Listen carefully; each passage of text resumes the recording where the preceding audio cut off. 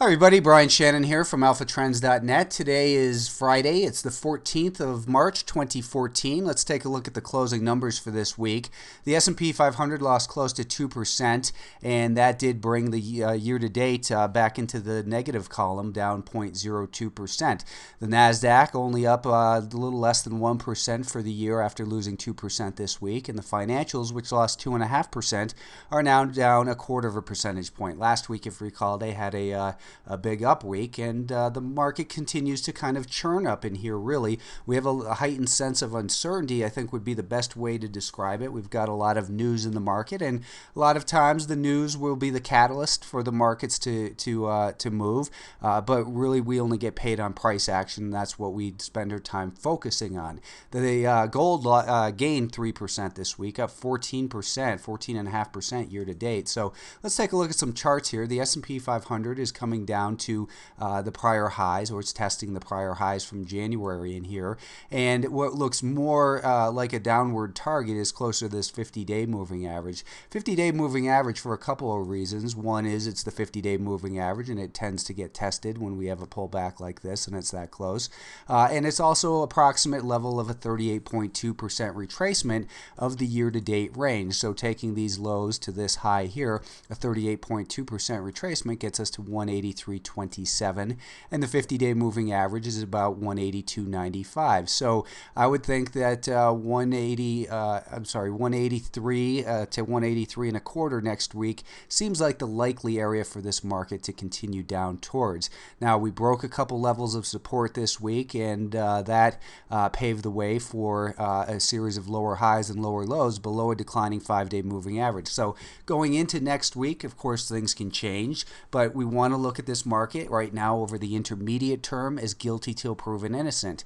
And that means that we don't want to trust the upside until it gets back above the 5-day moving average, and that 5-day moving average is at least beginning to flatten out. We were close to getting bearish on the intermediate term a week and a half ago, or 2 weeks ago rather, when it came down and broke this little support, but it held above this level, and it didn't make a series of lower highs and lower lows below the declining 5-day moving average. It recovered on a gap. This time we have a series of lower highs and lower lows, and we don't know if this is the beginning of a much deeper correction or if this is something that's just going to be another small pullback within a primary bull market, because we are still obviously in a primary bull market. This bull market is now 5 years old, but it has rewarded the longs and punished the shorts all the way up. So the benefit of the doubt longer term still goes to the buyers. However, intermediate term, we'll experience a pullback. Let's see, let's let the market tell us where it wants to find support, and if it's able to turn back higher again. The Nasdaq again lost some ground this week, and this market looks a little bit weaker overall. As you see, that 50-day moving average is just below at 88.30. We could also take a look at the Fibonacci here and take the year-to-date range, and we can see right in this market that a 38.2% retracement brings us to 88.5, basically. That 50-day moving average at 88.30.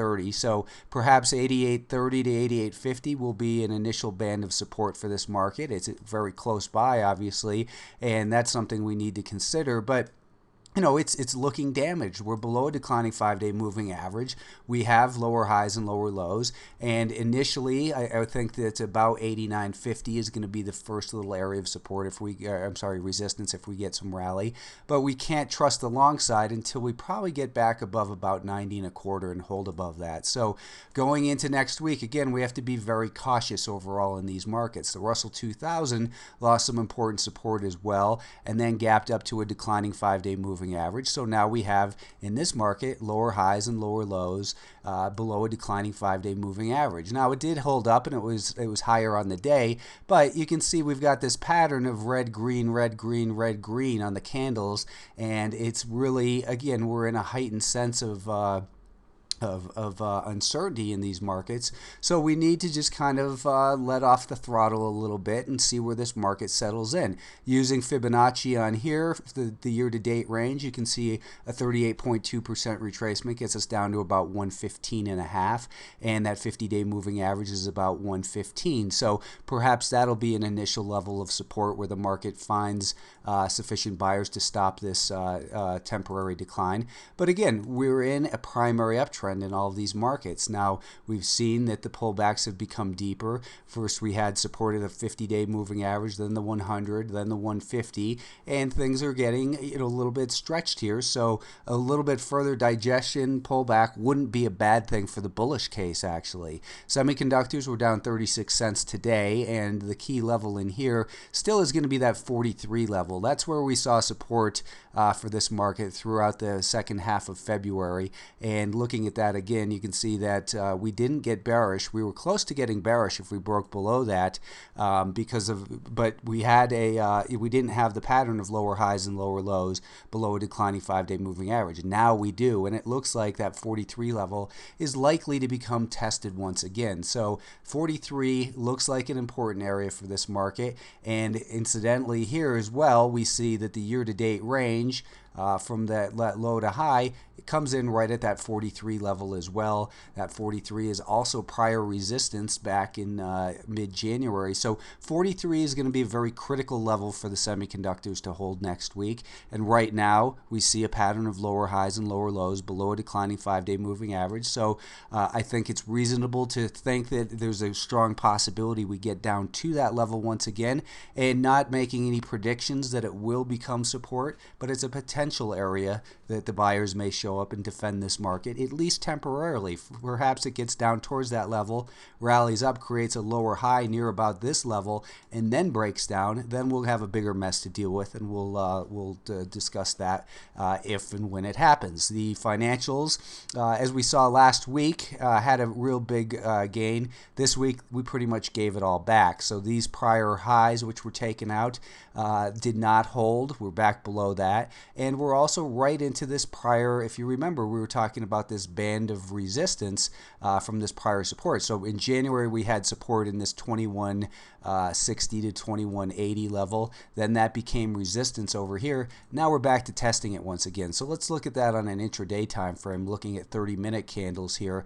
We can see, well, actually, let's go back to 65-minute candles, because we can see that this has been, again, this was the band of support back in here, back in early January, that turned into resistance, and now we're back down to testing that level once again. So a lot of back and forth action in these financials right now. We're pretty much on a trend line. We're very close to a 50-day moving average, and perhaps we come down to the 50-day moving average. That wouldn't be a surprise to test that 2165 level next week, and that does get us down into this band of what should be support. So very uncertain. However, the near term, intermediate that is, says lower highs and lower lows below a declining 5-day moving average. It's guilty till proven innocent. You can't try, I mean, you can try to buy. It's not my preferred style, is what I should say, to try to buy at an important prior level. I want to see that this area does in fact hold as support.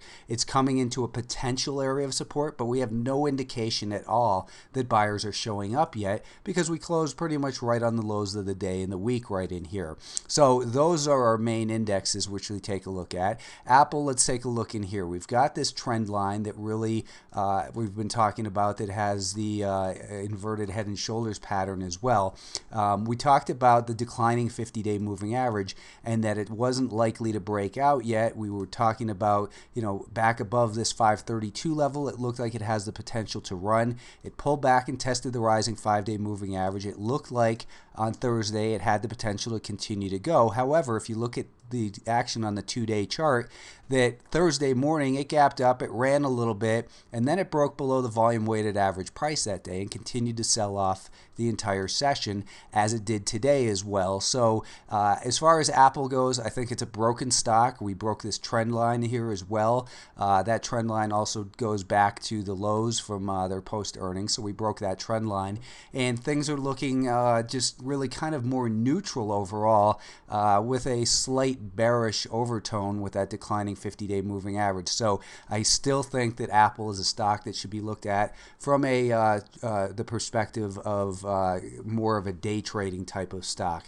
Two other stocks I wanted to talk about. Tesla, had that big run up post earnings, and I had spoken about it on CNBC that Thursday 2 weeks ago, right in here at 210, saying it looked like a good buy with a stop under 200. And then I had mentioned on Twitter getting stopped out at 252 right up in here as it made a lower high.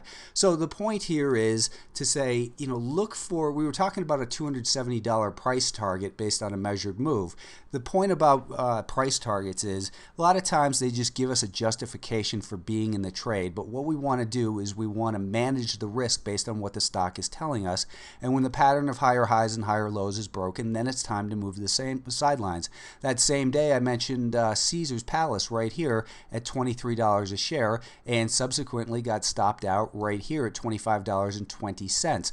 Now the stock did bounce from there, but that's where it made what I considered an important lower low. We got a bounce, but now we're right back to basically where the stock started from, and if you held it through Wednesday, you might have even been in a position where you lost money. So the point here is know your time frame, know what you're looking for in a stock, and learn how to listen to the message of the market, which is basically higher highs and higher lows. What are the directions of key moving averages? Is volume confirming or diverging a price action? And volume isn't really the most important part. As I always say, only price pays. That's what you need to stay focused on. The news can be important to help us look at the headlines and shape the psychology of what might be moving markets, but the only thing that pays us is price, and that's what you have to stay focused on, is price action with an objective, disciplined approach that you can repeat over and over again regardless of what the market conditions are. That's what I focus in each and every day in Alpha Trends. Come take a look and have a good weekend. Thank you.